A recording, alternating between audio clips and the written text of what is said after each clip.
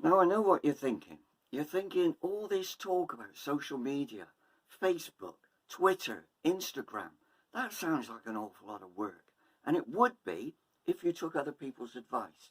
Because after all, what they'll tell you is, yes, you need a Twitter account. And yes, you need to be tweeting every day in order to attract attention. You need to be on Facebook every day. You need to be posting. You need to have a website and keep putting up material all the time. Let me tell you a story. And this is from the 1970s. I'm old enough to remember this.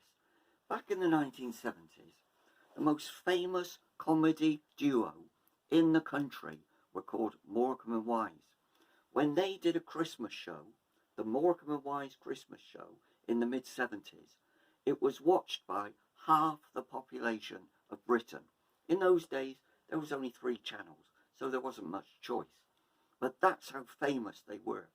And one night, they were on the Parkinson show.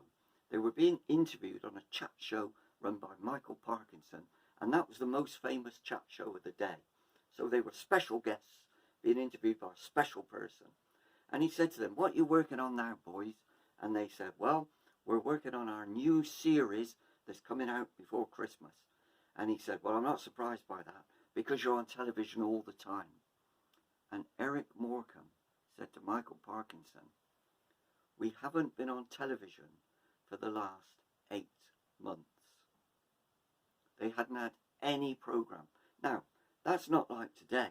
Today, if you're Rangish Raghunathan, you make a series about travel and it's on Channel 4, and then after it's been broadcast, it's on E4, or it's on All 4, or it's on Channel 5, or it's on 5 Star. There are so many channels, and they're so desperate for content. Anybody does anything, and it goes on one channel after another.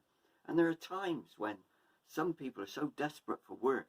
On a Friday night, you can watch Would I Lie to You on one channel, and you can see people on the panel, and then you can watch QI on another channel just half an hour later, and it's the same people.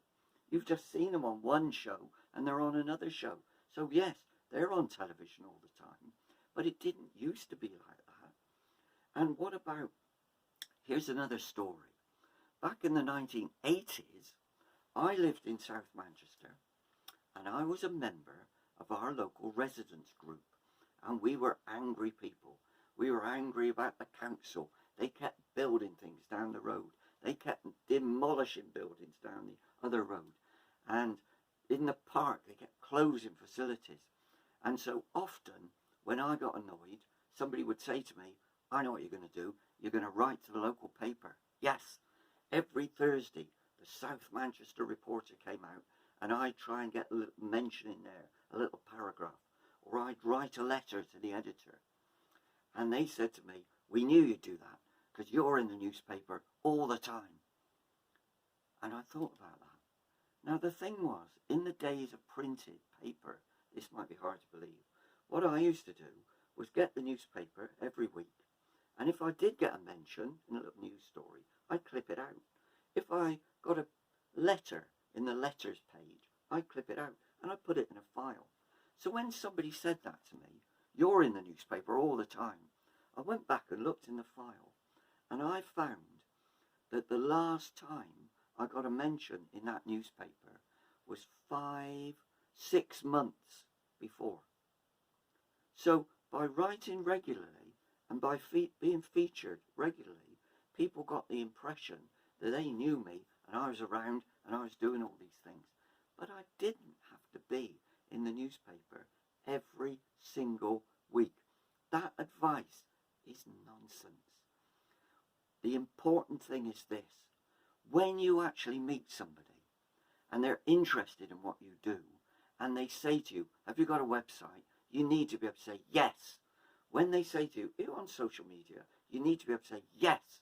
So you are on Facebook, and if they look you up, they find you've got an author page, and there you are, and there's stuff about what you're doing, and there's things about the new books that you've got, and there's pictures of you on your holidays, and they go on Twitter. "Are you on Twitter?" you say yes.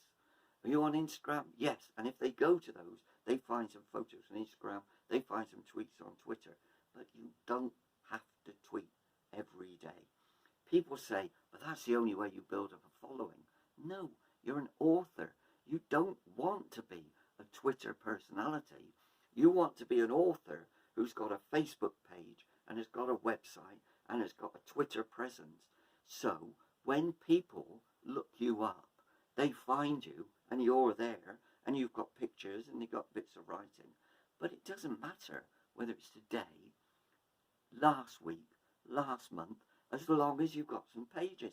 And what I've done recently is I had an old Tumblr website and I've closed that down and I've taken the material from that and I've put it onto a new WordPress website, a new website.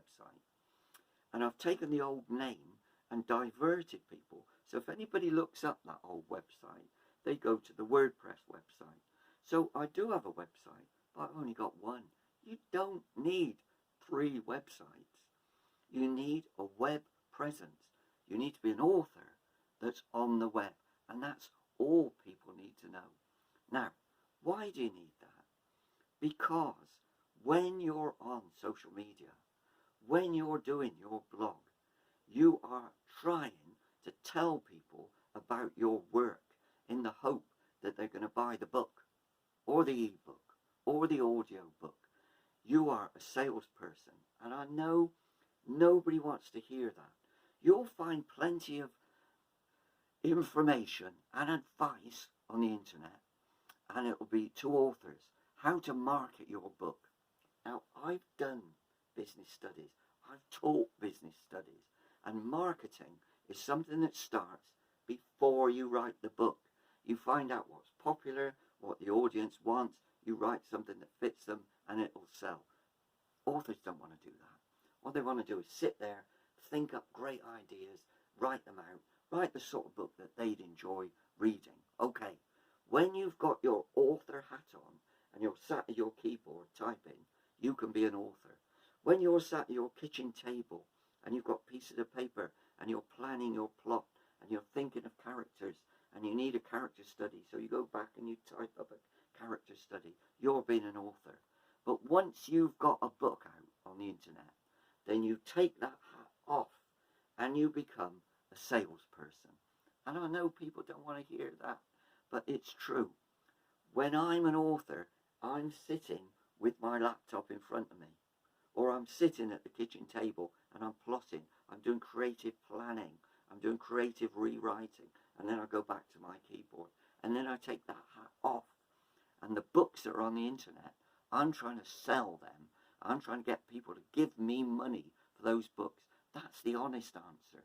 You might not like to hear it as an author. You might want to be an author. And that was the point about publishing in the old days. In the 1950s, you could be an author and write your book and send it to a publisher and they would do the rest. You could get a publishing contract. You could relax, take the money and go back and write your next book. You can't do that anymore.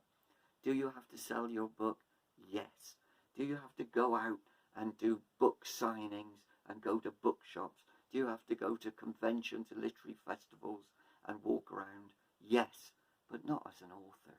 When you're at a convention, sitting on the top table, being interviewed, the interviewer says, we're very lucky today to have an author here, and we're going to ask them about their book. You are not being an author sitting on that stage. You are being a salesperson.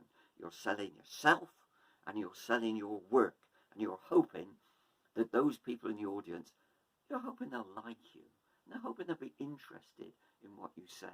But ultimately, you want them to be customers. That's the hat you've got on. You're a salesperson. The only reason that you need social media as an author is so that you can sell people stuff. You don't want social media so you can be a nice person and talk about the difficulties that you're having writing your book.